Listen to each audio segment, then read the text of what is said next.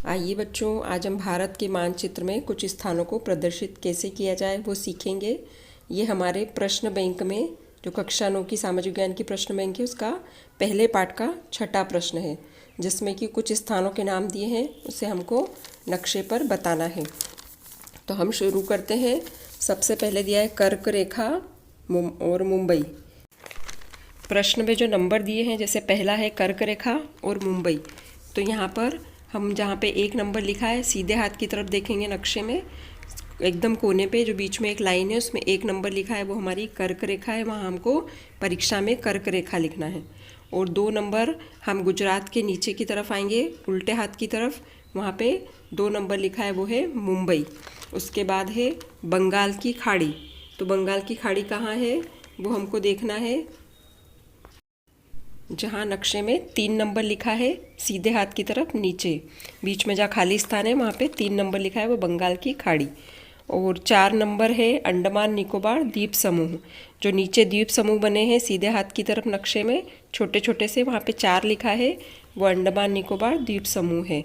और उसके बाद ये 1 अंक क्वेश्चन में मुंबई और कर्क रेखा को 1 ही दिया था, और यहाँ नक्शे में उसको 1 और 2 कर लिया, इसलिए आपको थोड़ा सा अंक में अंतर दिखेगा। उसके बाद है गोवा। तो जहाँ पे 5 नंबर लिखा है वो गोवा है। आपको मुंबई के नीचे गोवा दिख जाएगा, वहाँ 5 लिखा हुआ है। तो ये परीक्षा में हमको यहाँ पे नंबर नहीं डालना है, हमको उनके नाम लिखना है इन स्थानों पे। तो ये स्थानों पे नक्शा आप घर पे भर के देख लेंगे और उसको अच्छे से लिख लिख कर याद कर लेंगे। जितने स्थान दिए हैं उनको यहाँ पे नंबर दिए हुए नक्शे में, तो नंबर मतलब वो स्थान आ जाएगा। अब गोवा के बाद दिया है लक्षद्वीप। तो हम ये देखेंगे कि 6 नंबर कहाँ है। 4 नंबर के नीचे ही 6 नंबर लिखा हुआ है, सीधे हाथ की तरफ नीचे, वहाँ आ जाएगा लक्षद्वीप। फिर 7 नंबर पे आएगा कच्छ की खाड़ी।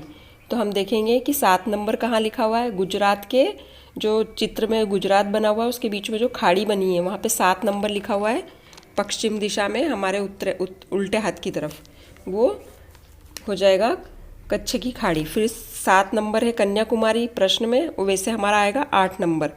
तो नीचे ही नीचे 8 नंबर लिखा हुआ है नक्शे में, वो है कन्याकुमारी। इस तरह से सारे नंबर दिए हैं।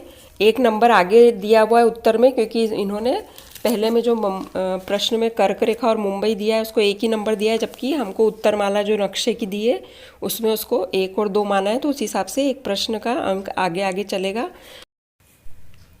फिर उसके बाद 9 नंबर पे आएगा खंबात की खाड़ी। आपको 9 नंबर दिख जाएगा।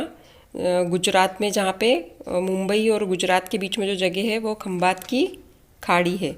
फिर 10 नंबर 9 नंबर आएगा चिल्का झील, जो कि हमें सीधे हाथ की तरफ मिलेगी, क्योंकि ये इधर है पूर्व में। चिल्का झील हम जब जगन्नाथपुरी जाते हैं तो वहाँ पे हमको चिल्का झील दिखती है। हमको सीधे हाथ पे ये नीचे की तरफ दिखेगी, बीच में कर्क रेखा के नीचे की तरफ वो चिल्का झील है। फिर 10 नंबर है नर्मदा नदी। तो 10 नंबर नर्मदा नदी इधर गुजरात की तरफ आपको दिख रही है, बीचों बीच मध्य प्रदेश से जाती हुई।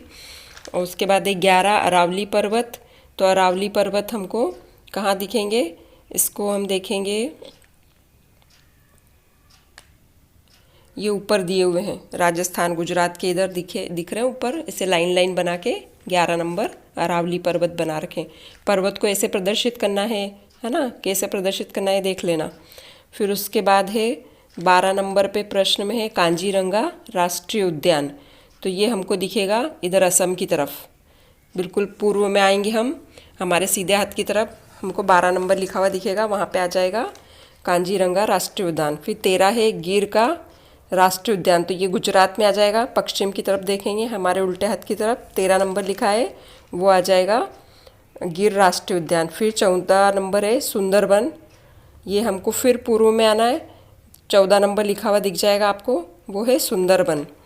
फिर 15 नंबर है कपास का क्षेत्र। तो ये महाराष्ट्र की तरफ पूरा गोला बना के लाइन खींची हुई है, और 15 नंबर लिखे वो है कपास का क्षेत्र।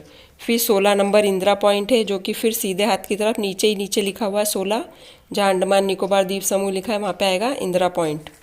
फिर 17 नंबर है काराकोरम पर्वत श्रेणियाँ।